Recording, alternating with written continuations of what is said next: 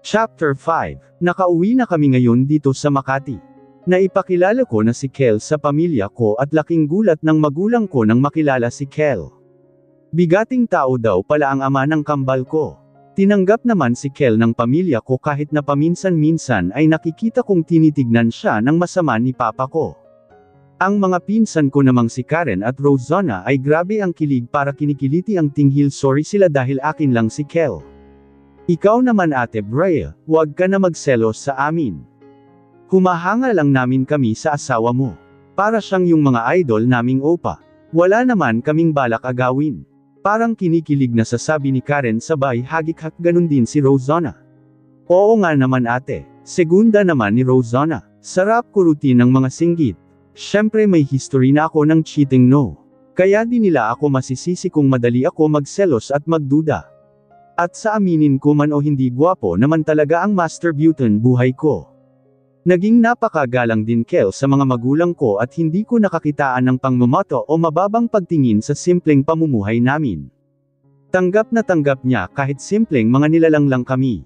Syempre, hindi rin maiwasan na mapagtsismisan ng mga kapitbahay naming merits nang makitang may magandang mga sasakyan sa harap ng bahay namin at nang makitang may naggagwapuhang lalaki ang dumating sa bahay. Lalo na ang asawa ko na kamukhang kamukha ng kambal ko. Para silang pinagbiyak na Arnola. Umuwi din kami ng araw na yon at hindi pumayag si Kel na maliwan pa ang mga anak niya. Ayaw pa sana ni Papa pero nangako naman si Kel na babalik kami after 2 weeks. Hindi niya kasi pwedeng ipagpaliban ang launching ng new products ng L.M. Electro World. Sobrang saya ng kambal ko lalo na si Mira na umiyak pa dahil sa sobrang saya na nararamdaman niya. Sa wakas daw hindi na siya maiinggit sa mga kaklase niya. Nakaramdam naman ako ng awa sa mga anak ko. Wala na ako magagawa pa sa mga nangyari, ang mahalaga ngayon makakabawi na ang Papa Kel nila sa kanila at magiging buong pamilya na kami. Agad na inilipat ni Kel ang kambal sa isang private school dito sa Makati at kumpleto na rin lahat ng gamit nila. Makakahabol pa naman sila sa klase dahil 1 linggo pa lang naman nakalipas simula nung pasukan. Medyo nalungkot si Kel pero hindi naman siya nagreklamo. May mami-miss siguro ang binata ko. Makalipas ang 2 linggo ay successful ang suot niyang pangbahay. Maganang-magana siya kumain ng bulad at gin amos na dala ng tiyuhin ko mula sa pinaka-probinsya namin, sa Masbate. Sa pagtulog ay hindi tumatabi sa amin ang kambal. Si Mira ay katabi nila Karen at Rosanna sa kwarto nila. Si Kel naman ay sa lolo at lola niya. Kami lang ng asawa ko dito sa dati kong kwarto. Kasalukuyang nag-iinyuman ng mga lalaki sa pamilya namin kasama na doon ang asawa ko. Niyaya siya ng mga tiyuhin ko kasama ni Papa na mag-inom ng lambanog na dala din nila tito galing Masbate. Ayoko sana payagan si Kel dahil hindi pa naman siya nakainom ng lambanog. Baka unang tagay bulagta agad. Pero ang kukulit ng mga tiyuhin ko, sila na daw bahala sa asawa ko. Lalaki sa lalaki lang daw na usapan. Hindi naman daw nila ipapahamak. Si Kel na rin nag-insist na makainuman si Papa, ang mga tiyuhin ko at mga pinsan kong lalaki. Okay, fine bahala siya dyan pag nagtawag siya ng uwak. Gusto ko pa sana hintayin si Kel pero inaantok na talaga ako. Naririnig ko pa ang mga tawanan nila sa labas. Mukhang nakasundo naman ng asawa ko ang mga in-laws niya. Antok na ako kaya hindi ko na siya hinintay pa. Nakaligo na rin naman ako. Hindi na nga lang ako lumabas dahil naka-nighties lang ako na manipis. Hanggang sa nakatulog na ko baby. Napadilat naman ako agad nang makaraos ako. Nanlaki ang mata ko nang makita ko ang asawa ko sa ibaba ko habang nakabukaka ako sa kanya. Shocks! Totoo pala talaga yun, akala ko wet dreams lang. Mula sa ibaba ko ay gumapang sa ibabaw ko si Kel na may nakakaakit ng ngiti. Nang tumapat siya sa mukha ko ay bamulong siya sa akin ng nakakaakit. Hindi ka pa nakakabawi sa akin baby. Ngayon ko nasisingilan yung sayaw na request ko na lagi mong tinatakasan. Panipi-panipi. I'm waiting, baby atat naman neto. Oo na, wait lang. May naisip akong kalokohan. Binuksan ko ang drawer ko at kinuha ang hair scarf or headscarf ko noong college pa ako. What's that for, baby? Para sa exciting part. Thank me later. Bulong ko sa kanya sabay ngisi. Itinal ko ang magkabilang kamay niya sa headboard ng kama. I made sure na hindi niya yun basta-basta makakalag. Dahil inistorbo mo ang tulog ko kanina, paparusahan muna kita saglit. Hahaha, evil laugh baby. Kailangan pa ba talaga neto? Baka pinagtitripan mo lang ako ha. Humanda ka talaga sa akin pag tinakasan mo ako. Of course not, baby. Kalma ka lang dyan. Nang matapos ko siya itali ay kinuha ko ang cellphone niya para buksan ang flashlight. Wala kasi ako lampshade dito eh. Pinatay ko ang mga ilaw at naliwang bukas ang flashlight para makita pa rin niya ako. Kinuha ko naman ang cellphone ko at pinatugtog ang Fantasize ni Ariana Grande. Nakasave na ito sa music ko noon pa. Medyo lumayo ako sa kanilya ng kaunti. Sinimulan ko na rin ang daang-daang pag-indek. Itinaas ko ang dalawang kamay ko at kumembot ng napaka-sexy. Sinasadya ko talagang akitin siya. Alam na alam ko kahinaan niya. Gumiling ako pa ibaba habang tinatitigan ko siya ng nakakaakit at may pagkagatlabi pa para lalo siya maakit. Kitang-kita ko naman ang paglunok niya at ang paghagod ng tingin niya sa buong katawan ko lalo na sa dibdib kung bakit ang tayong-tayo kong utong. Habang gumigiling ako ay bahagya kong itinataas ang nighties ko pero hindi ko hinahayaan na makita niya si Kifi ng buo. Wala na akong panty dahil hinubad na niya kanina. Ibinababa ko naman ng bahagya ang strap ng nighties ko sapat para matano niya ang pisngi ng mga dibdib ko. Baby, lapit ka sa akin, please. Kitang-kita ko ang sobrang pagnanasa sa kanya. Pero hindi pa rin ako lumapit. Pinipilit niya bumangon parang gusto niya ako abutin. Not yet, baby. Hindi pa ako tapos sa performance ko.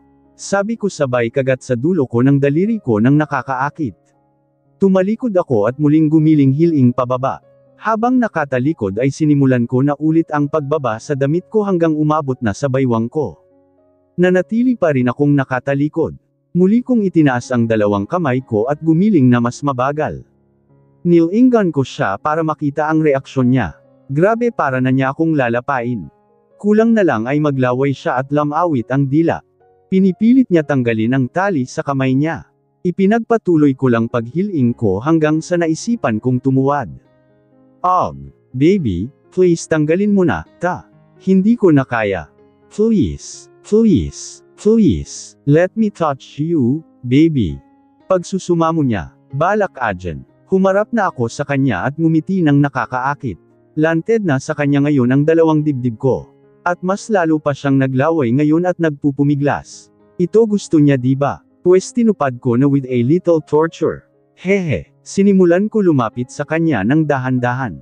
Samampo ako sa kama at inupuan ang plus-size talong niya. Nakasuot pa siya ng boxer short ngayon pero damang-dama ko ang malabakal niyang alaga sa sobrang tigas.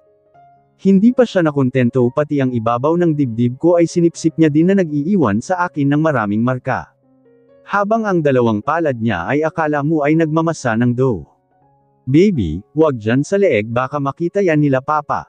Napapaungol kong sabi. I don't care. Alam naman nilang mag-asawa tayo kaya okay lang yan. Ang kulit. At para ano? Para malaman ng ex mo na may nagmamay-ari na sayo. Ha? San mo naman narinig yan? At ano naman kinalaman ng ex ko dito? Narinig ko sa isa sa mga pinsan mo. Akala nila dati yung ex mo ang ama ng pinagbubuntis mo. My gosh! Pinagseselosan niya pati nakaraan ko. Where is he? Ha? Who? Sorry may pagkabingi talaga ako. Hehe, your bastard ex. Sisipakan ko lang dahil pinakailaman niya ang babaeng para sa akin lang. Akel, napaungol ako nang bigla niyang isagad ang alaga niya sa akin. Mahina lang siyang gumagalaw sa ibabaw ko. Parang nang iinis. Where is he, baby? May babala niyang tanong. Shit, paano ba, ta? Sasabihin ko ba nakatrabaho ko? Baka kung ano maisip gawin ni Master Butan. Baby, wag mo na alamin baby ko. May asawa at anak na yung tao. Ganon din naman ako. Matagal naman na ako naka-move on sa kanya. If I were you, sabihin mo na sa akin ngayon. Mas malala pa gagawin ko sa kanya kapag ako pa ang kusang umalam nun. So, where is he? Nasa M. Makati. And, Panipi. Ano are you hiding something? Nagkikita pa ba kayo? Halos umuusok na ang ilong niya sa pagtatanong. Tumigil din siya sa paggalaw sa ibabaw ko. Ano kasi baby? Kakatrabaho ko siya. Napakagatlabi ako after ko yun masabi. Selos pa naman ng lalaking ta. Nakita ko ang pagdilim ng anyo niya. Wala naman na ako pakialam kay Kurt, ang mas concern ko ay asawa ko. Ayaw ko siyang makagawa ng masama. Hindi siya nagsalita. Bahagya siyang umangat at bigla na lang itinaas ang dalawang paa ko na ikinaangat na ng puweten ko. Mas nilakihan niya ang pagbukaka sa akin at mas binaon pa ang alaga niya. Gigil na gigil siyang naglabas pasok sa akin. Nang magsawa ay pinatalikod niya ako at pinadapa sa kama. Kinuha niya ang headscarf na ginamit ko sa kanya kanina at itinali ang dalawang kamay ko sa likod. Napatil ako ng hampasin niya ng 2 beses ang pisngi ng puweten ko. Gagong to. Isa pa nga, binigla na naman niya ang pagsagad ng plus size talong niya, pero this time mas nasarapan ako. May kung anong napakasarap na kiliti akong naramdaman. Halos mamaluktot ang mga daliri ko sa paa nang malapit na ako labasan. Napansin ata ng Makong na malapit na ako makaraos dahil bigla niyang hinugot. Hilig talaga neto mangbitin. Lumipat siya ng pwesto. Sumandal siya sa headboard at binuhat ako at pinaupo sa alaga niyang parang walang balak lumambot kahit saglit. Nakatalikod ako sa kanya. Move, baby. Bulong niya sa tenga ko. Nakahawak ang 2 kamay niya sa baywang ko at inaalalayan ako pagbaba taas sa alaga niya. Nasa likodan ko pa din ang mga kamay ko dahil hindi pa niya tinatanggal ang tali. Agad ko naman sinunod ang gusto niya. Binilisan ko ang pagtaas-baba sa alaga niya. Ang mga kamay niya naman ay gumagapang na paitaas sa 2 dibdib ko. Sinimulan naman niya laruin ang 2 bundok ko pati na ang mga utong ko. Nakalapat naman sa kanang balikat ko ang labi niya. Binibigyan niya ako ng wet kisses. Ang init ng hininga niya ay mas nagbibigay sa akin ng kasabikan. Mas ginaganahan ako gumalaw sa ibabaw niya. Humiga siya sa kama habang nakasandal pa din ako sa kanya. Siya naman ngayon ay gumagalaw sa ilalim ko. Mas ibinuka ko pa ang 2 hita ko para mas malaya siyang makapaglabas-pasok. Ang mga kamay niya ay patuloy pa din sa paglamas sa aking dibdib. I love you, my wife. Sa akin ka lang. Habang buhay ka nang nakatali sa akin. Hinding-hindi ka makakawala sa akin. Possessive na pagkakasabi niya sa akin. Alam ko naman yun, no. Akin lang din naman siya. Subukan niya maakit sa iba, puputulan ko talaga siya ng kaligayahan. I love you, too baby ko. Nasasarapan kong sabi. Maya-maya pa ay damiin ang paghawak niya sa dibdib ko at napaungol si Kel nang makaraos na. Dinig na dinig ko ang paghabol hininga niya.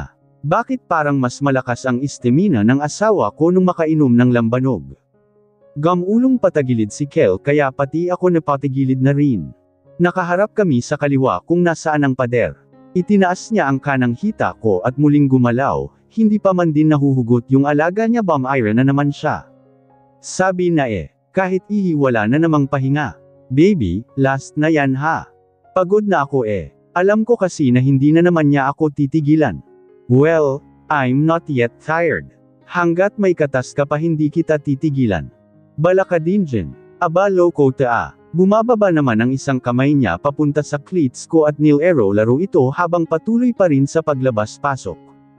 Hindi ko naman maiwasan makaramdam ng kiliti at muling mabuhayan ng pagnanasa na makaraos ulit. Good luck talaga sa atin, Kifi. For sure maga ka na naman mamaya. Hindi ko na alam kung anong oras na ba ako tinigilan ng asawa ko. Basta ang huling naalala ko na lang ay after ko labasan ay nagdilim na ang paningin ko. Grabe, lamog talaga ako, bumawi talaga siya sa pang-torture ko sa kanya. Nang magising ako ay mag-isa na lang ako sa kwarto namin. Nakaramdam ako ng pagkauhaw. Pero bago pa man ako makalabas ay pumasok na ang magaling ko asawa. Ang ganda-ganda pa ng ngiti, parang naka-jackpot sa loto. Mama, you have to eat na po. Papa said masama daw pakiramdam mo. Kaya you need to drink your medicine. It's my princess. Sinaman ko naman ng tingin si Kel na nagpipigil ng tawa. Panipi. Mama, what's in your neck? You have lot of purple dots. It's my son, Gil Maximo. Lalo ko naman sinaman ng tingin ang ama nila na ngayon ay hindi na nakapagpigil ng tawa. Baby, it's a sign of your papa's love to your mama. I love her so much. That's why I gave her that. Puro kalokohan talaga alam neto. Talaga, Papa. When I grow older, I will also have like that. Nanlaki naman ang mata ko sa sinabi ni Mira. Pisti talaga tong ama nila. Shucks. Sakit ng pepe ko hindi ako makagalaw. Baby, Mira, whoever will give you like that, I will punch his face. Nagdidilim ang aura ni Kel. Ayan kasi. Oh, no, Mira. Don't listen to your papa. Come here, give me a kiss. Pag-iiba ko na lang ng usapan. Nakauwi na kami ngayon sa Makati. Maaga pa kami papasok bukas kaya pinatulog ko na ng maaga ang kambal. Back to work na naman. Back to issues na naman sila sa akin. Hindi pa rin mamatay-matay ang issue na kabit ako ng matandang, mayaman kenem na yan. Baka malaman nila kung sino ang totoong asawa ko mamatay sila sa inggit. Pues lalo ko pa sila ingitin. Hehe, bad. Any tips nga paano mangbuizat ng mga inggit-erang frog? Talagang ang tibay mo rin ano. Nakukuha mo pa rin humarap sa mga tao sa kabila ng issues mo. Ganyan ba talaga kakakapal ang mukha niyong mga kabit? Hahaha. So, hanga ka na sa akin yan, Elena. Try mo rin maging kabit baka mas maging magaling ka pa. O baka naman haha, never mind. Agam ang buwizat namang kukulam na ta. Buti na lang energetic ako lagi. Sagana kasi ako sa vitamin K. Hehe, hindi ko na siya pinansin at agad na akong tumalikod sa kanya. Sayang lang ang oras ko. May company celebration nga pala mamaya dahil sa successful launching ng products ng L.M. Electro World at kumita agad ng malaki sa market. Galing talaga ng baby ko. Siya din mismo ang endorser ng ibang products. Nagpa-reserve ang asawa ko ng company dinner sa isang resto bar at after nun ay pwede na mag-party-party ang lahat. Hindi ko lang sure kung pupunta pa doon si Kel mamaya. Nagsimula ulit ang bawat team sa paggawa ng bagong proposals namin. Kaya kailangan galingan. Ayaw ko mapahiya sa asawa ko. Oy, Ses, attend ka ba mamaya sa company dinner? It's my kumaring Alice. Siguro makakapunta naman ako. Bakit may susuotin ka na ba? May dress ako nabili nung nakaraang araw kaso naman, tung hater kong asawa ayaw ipasuot sa akin. Showing too much skin daw. Nakasimangot na sabi ni Alice. Hindi lang halata pero may pagkaseloso pala ang asawa ni Alice. Samantalang dati lagi sila nagbabardagulan sa harap ko ngayon sa kama na sila nag-aaway. Sheres. Inamin sa akin ni Alice noon na pinagselosan niya rin daw ako dati dahil nga matagal na niyang gusto si Billy pero ako ang pinopormahan.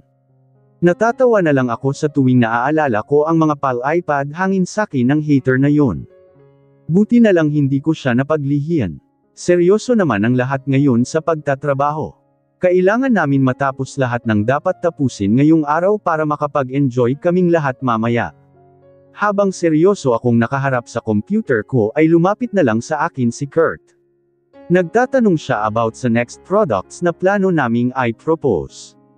Maya-maya pa ay narinig ko ang pagtunog ng cellphone na nakapatong lang sa lamesa ko. Hindi ko ito pinapansin dahil seryoso ang dinidiscuss namin ni Kurt sa isa't isa. Pero patuloy pa rin ito sa pag-iingay.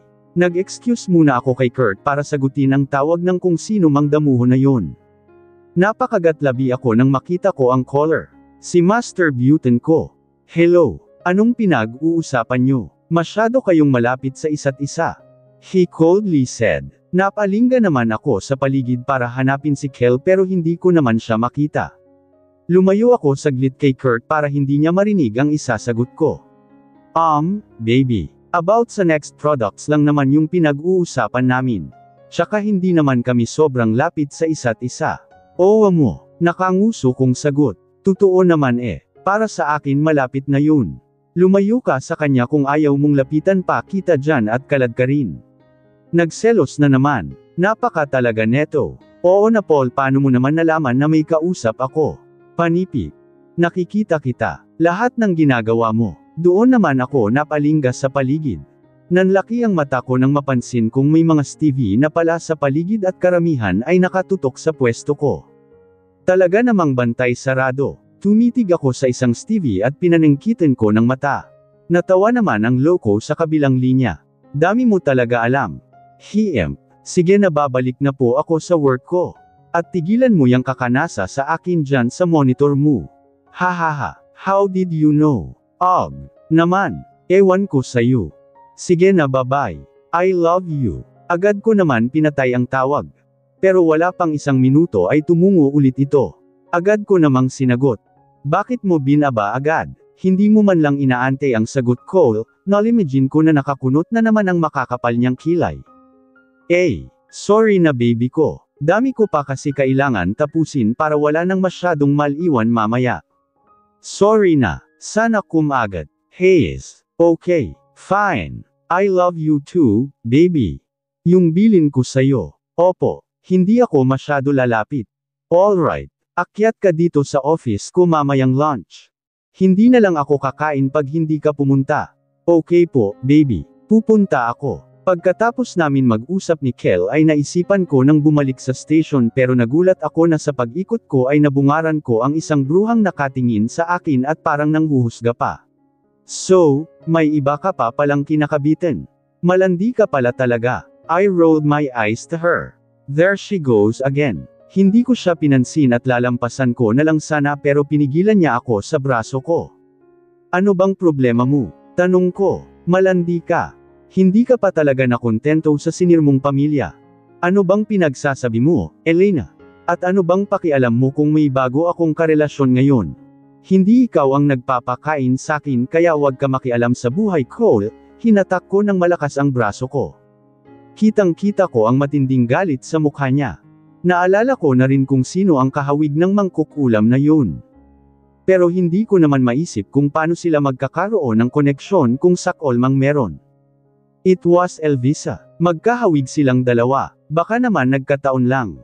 Si Elvisa ay dati naming katrabaho ni Kurt. Ang lugar kung saan maraming traidor. Si Elvisa din ang nagsabi kay Kurt noon na buntis ako kaya akala ni Kurt siya ang ama ng pinagbubuntis ko. Si Elvisa lang naman noon ang nakakaalam sa mga dati kong katrabaho na buntis ako nung minsang nagkasalubong kami sa mall kaya siya lang ang pinagbibintangan kong nag-merit sa iba lalo na kay Kurt. Kaya din lumipat dito noon si Kurt dahil nalaman niyang narito ako. Wala din namang asawa at anak si Elvisa. Sumasakit ang ulo ko kakaisip. Bahala na nga sila. Madami pa akong tatapusing trabaho. Tanghalian na kaya agad na rin akong umakyat sa office ng asawa ko. Nagdahilan na lang ako kina Alice at Billy na may pupuntahan lang ako kaya di ako makakasabay sa kanila mag-lunch. Nakapag-order na rin si Kel ng pagkain namin. Agad ko naman itong inihain. Habang naghain ay yamakap naman si Kel mula sa likuran ko. Gawain niya talaga yan kahit sa bahay namin. Parang nawawala ang pagod niya pag nayakap na niya ako.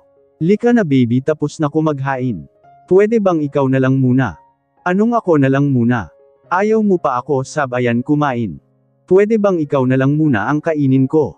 Mas masarap ka pa dyan eh. Nako naman, baby naman. Masarap nga ako pero hindi ka mabubusog sa akin. Kaya tama na muna yang kamanyakan mo. Kumain ka muna ng totoong pagkain.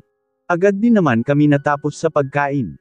Pero ang baby ko gusto daw muna matulog saglit dahil masakit daw ang ulo niya. Hindi ko lang sure kung alin. At syempre alam na pag gusto niya matulog agad dapat may pampatulog.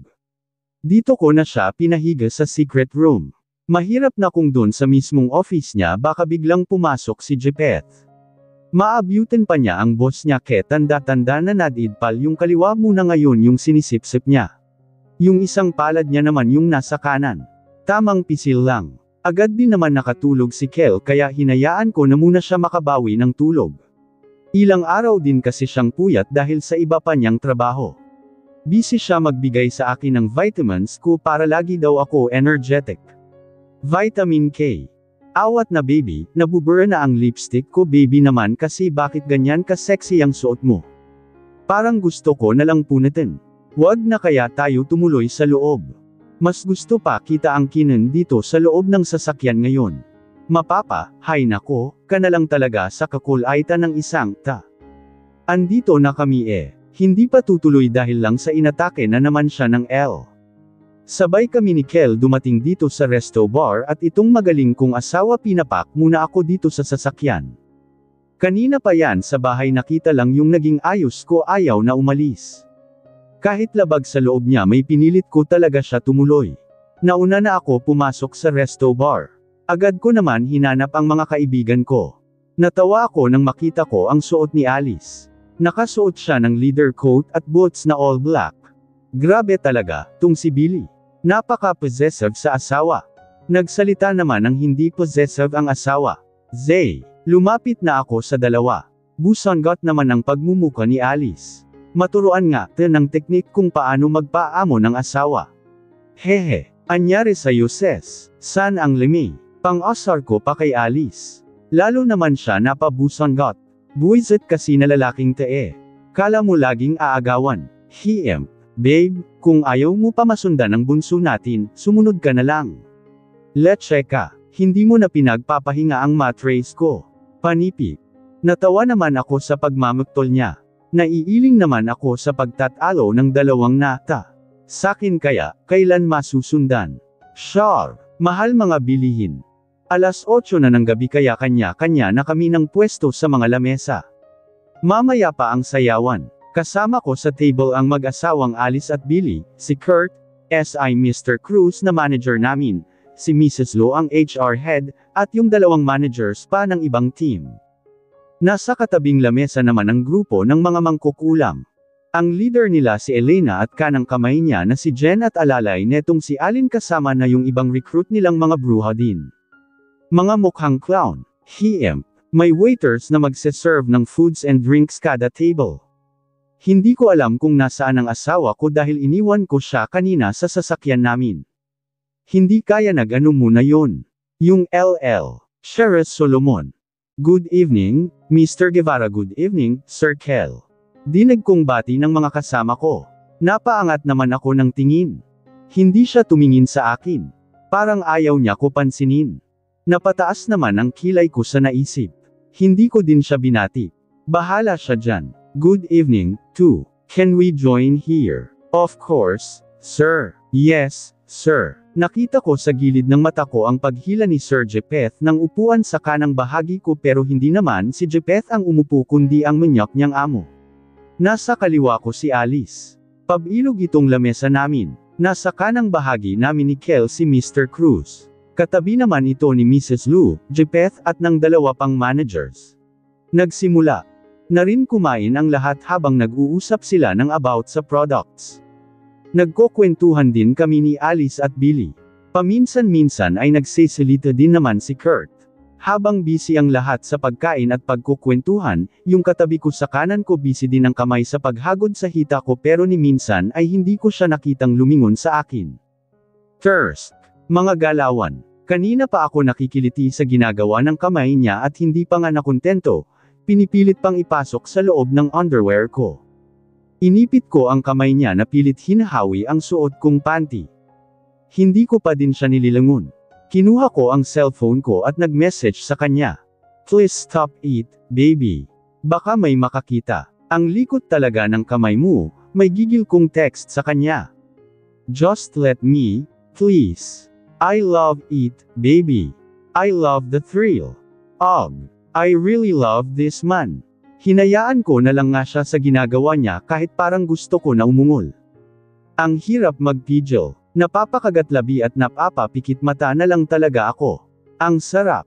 Anyari sa'yo ses. Masakit ba ang ulo mo? Nagtatakang tanong ni Alice. Nako naman napansin pa talaga. Oo, medyo masakit ang ulo ko pero kaya ko pa naman umiwas naman ako ng tingin sa kanya at pasimpleng tumingin sa paligid. Mukhang wala naman nakakapansin sa ginagawa ng asawa ko sa ilalim. Napatingin ako ngayon ng masama kay Kel paano ang loko. Inipilit hilahin pababa yung underwear ko. Ano bang trip ng lalaking? Tandang padamdam. Ang kulit. Wag mo ipitin baby. Ipagsisigawan ko talaga dito na asawa kita. I don't mind. Basa ko sa message niya. Pasaway talaga. At dahan-dahan na nga niya na ibaba ang panty ko hanggang sa umabot na ito sa tuhod ko. Remove it from your legs, baby and give it to me. Buang nata. So, anong balak niya? Hindi na lang ako pagsuotin ng panty. Hindi ko siya sinunod no. Ayaw ko naman magpalakad-lakad ng walang underwear. Malamig. At dahil nga makulit ang lalaking pinakasalan ko, sinondiya pa nito na ihulog ang kutsara niya. Nung kunwari ay pupulutin nito ang nahulog ay sabay baba naman sa underwear ko. Tinanggal niya sa mga paa ko ang pulang panty ko at nakita ko itong nilagay niya sa bulsa ng pants niya. Shocks! Basa na yun eh. Naman, kita ko naman na pang-ising-isi ngayon si Master Buton. Nagtagumpay na naman siya sa kalokohan niya. Wag sana talaga manahin ng anak ko yung kalokohan ng ama niya. Patapos na ang lahat kumain kaya malapit na rin magsimula ang party. Siyempre ang kamay ng asawa ko nasa hita ko pa din. Nang magsimula ang party ay nagkayean na mag-inuman at sayawan. Ladies drink lang ang iniinom namin ni Alice. Yun lang ang pinayagan ng mga seloso naming asawa. Ang asawa ko naman ay mamahaling brandy ang iniinom. Karamihan sa mga katrabaho ko ay mga lasing na miski ang grupo ng mga mangkukulam. Ang iingay na nila, si Kel ay medyo namumula na rin ang mukha. May specific lang na waiter ang naka-assign na magbigay sa amin ng drinks. Yun ang gusto ni Kel for safety purposes na rin siguro. Niyaya naman ako ni Alice na sumayaw. Hindi na ko nakatanggi kasi bigla na lang niya ako hinatak kaya natanggal din ang kamay ni Kel na nasa pagitan ng hita ko. Nakita ko naman ang paglingon niya sa akin. Alang-alang ng ngiti na lang ang binigay ko sa kanya. In-enjoy ko na lang ang pagsayaw total pare-parehas naman na kami mga nakainom. Kita ko naman ang pagsunod ng tingin sa akin ni Kel. Sinusundan niya ang bawat kilos ko. Talagang bantay sarado ang person. Si Alice naman ay hindi pinapansin ng asawa niya. Andan pa din siya sa table namin at nakamatiyag din sa asawa niya. First, maya-maya pa ay hinubad na ni Alice ang black coat niya. Ang gaga, ang sexy pala ng suot. Naka-backless red dress siya. Kitang-kita ang maputi at makinis niyang balat. Ang sexy pa din ni Alice parang hindi nanganak ng tatlo. Naisahan niya pala ang asawa niya. Hahaha, that's my girl. Tawang-tawa ako kay Alice nung sumayaw ito ng sexy dance bigla ko naalala yung ginawa ko kay Kel. Agad naman napatayo si Billy sa kinauupuan at dali-daling lumapit sa asawa at isinampa ito sa balikat niya. First, ayan aasa asawa ng maganda tas 2/3 magseselos. May ilang lalaking katrabaho naman ako na lumapit sa akin at nakipagsayaw. Hindi naman nila ako binastos, talagang nakikihalabilo lang sila. Nakita ko naman ang pagdilim ng anyo ni Kel at napatayo bigla. Naglakad ng mabilis si Kel patungo sa akin pero bago pa siya makarating sa akin ay nakita ko na si Jepeth na hamarang. Nakita ko na may sinabi si Jepeth kay Kel pero ang dilim pa rin ng mukha ng asawa ko. Lagot na, ma'am, pinapatawag ka na po ni sir. Uuwi na daw po kayo. Pabulong lang na sabi ni Jepeth.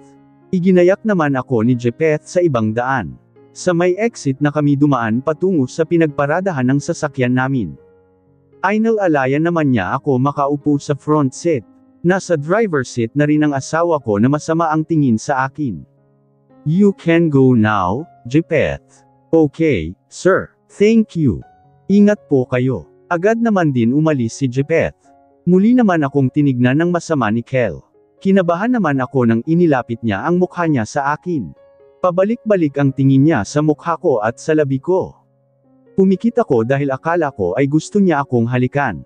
Oh, baby, napa-array ako nang pitikin ako ni Kel sa noo. Doon naman ako napadilat ng mata. What are you thinking? Nakabit ko lang yung seatbelt mo. Wala kang ang panty, wala ka pang seatbelt, nakangisi niyang sabi. Hoy, mister. Nung pumunta ako dito may suot akong panty. May kung sino kasi dyan malikot ang kamay ang kumuha ng panty ko. Nakanguso kong sabi. He chuckled. Let's go home now, baby. Baka hindi na lang yung panty mo ang maubad sa'yo. Baby, abat, talaga naman. I'm not kidding, wife. Kanina pa kita gustong angkinan dito. Panipi. Lumipas ang mga araw at gumanda ang performance ng team ko at palagi kami napupuri at nabibigyan ng pansin ng mga managers at seniors namin sa kabila ng issues na pinapakalat tungkol sa akin. Lalo din uminit ang tingin sa akin ni Jen at ng mga recruit niya. May fans club pala ako sa company ng asawa ko, yun nga lang puro mga lahing asawang. Hehe, sorry na. Merits isa, totoo nga siguro talaga yung kumakalat na balita na kabit siya ng isa sa mga senior managers dito. Merits dalawa, oo nga. Kaya siguro yung proposals nila lagi yung approved at laging napupuri. Merits 3, grabe. Talagang di na din na lang sa ganda at sexy ng katawan. Merits 1, hindi na nahiya. Di ba may mga anak yan? Kaya siguro walang tatay dahil kung kani-kanino din yan kumabit noon tapos hindi pinanindigan. Malandi talaga siya. Ilan lang yan sa nga dinig kong tsismisan nila tungkol sa akin. Hindi naman yun bulong dahil naririnig ko naman. Grabe. Ganon na lang nila ako husgahan ng dahil lang sa, obviously, inggit. Napapikit ako ng madiin dahil sa pagpipigil na masabunutan sila.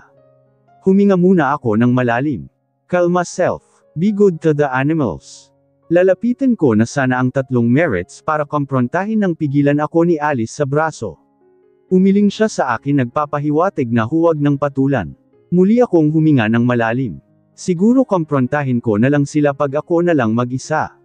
Ayaw ko madamay si Alice pag napaaway ako. Hindi ako na-stress sa trabaho ko. Mas stress pa ko sa mga inggit era kong katrabaho. Sarap kalbuhin ng mga bulbol wala kasi ako nun kaya hindi ako makarelate. Baby calling.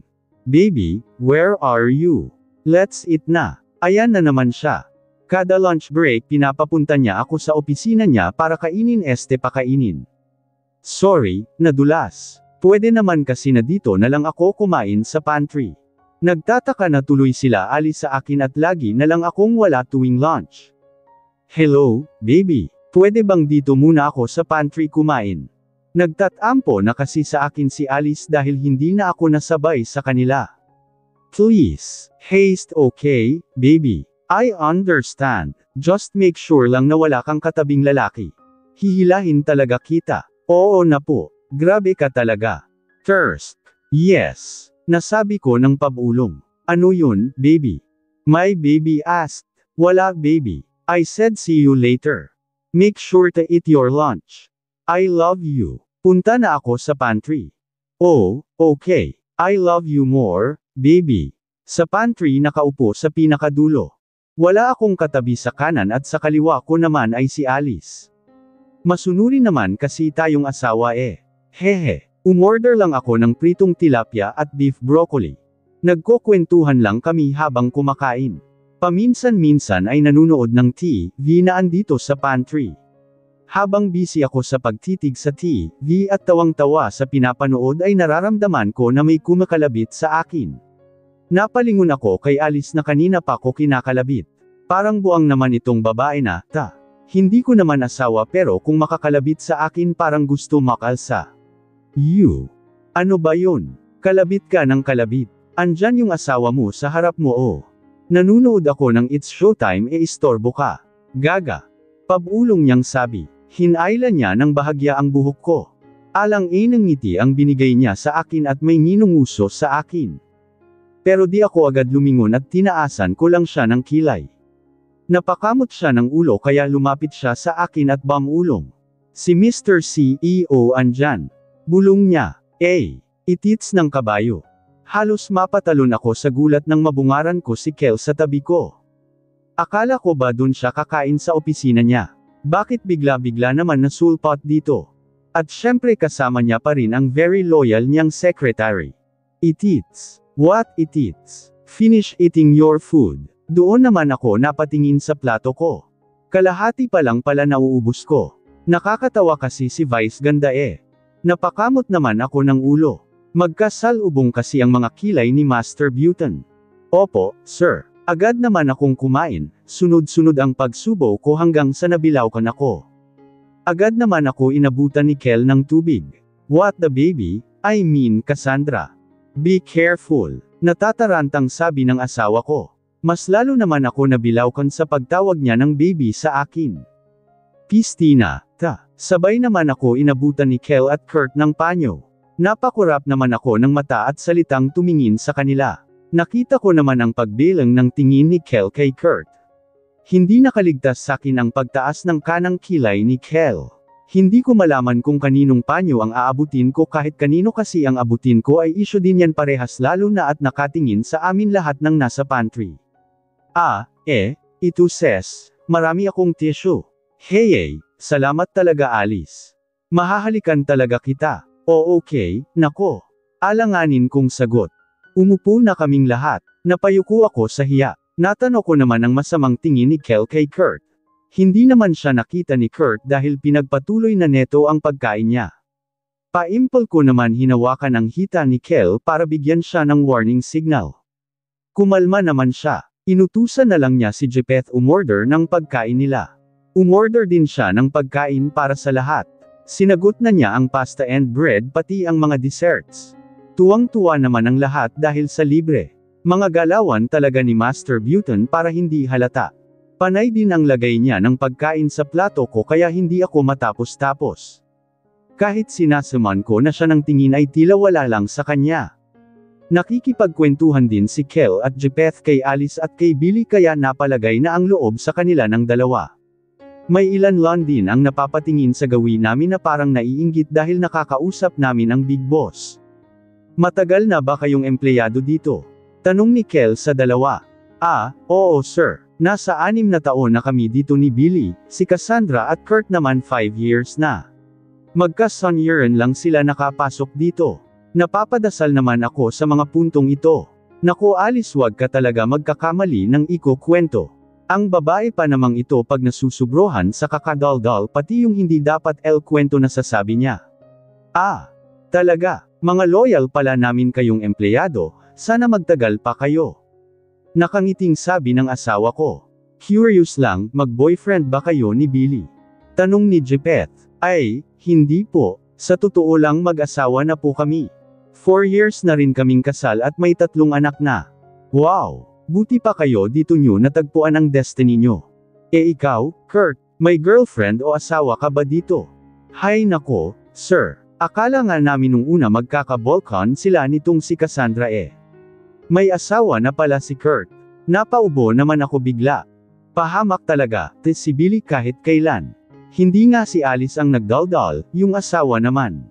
Pambihira, mali ako nang ipinagdasal. Agad naman ako inabutan ni Kel ng tubig. What do you mean? Kel in a very serious voice. Yari, nakita ko naman ang bahagyang paghampas ni Alice sa dibdib ng asawa niyang hater. Wala sir. Wag mo na lang pansinin niyang asawa ko. Kung ano-ano talaga pinagsasabi niyan. Nakita ko ang pagsulyap sa akin ni Kurt at ganun din ang pagtingin niya kay Kel. Mukhang nakakahalata na si Kurt sa amin ni Kel. Well, okay lang naman kung malaman niya. Hindi naman chismoso si Kurt. What do you mean na akala niyo magkakabalikan? Natatakot na ko sa tono ng pagtatanong ng asawa ko. She's my ex, sir. Magalang at seryosong sagot ni Kurt. Nako naman, isa pa, pahamak din. Nananadya ata ang makong na tae. Nakita ko naman ang pagdilim ng anyo ni Kel at pagkuyom ng kamao niya. Nakahalata na din si Jepheth at parang alam din niya ang gustong gawin ni Kel kaya sabay kami napahawak ni Jepheth sa magkabilang braso ni Kel. Sir, it's time for us to go. You have your meeting in 10 minutes. Huminga ng malalim si Kel at napahilot sa pagitan ng kilay niya. Pilit pinapakalma ang sarili.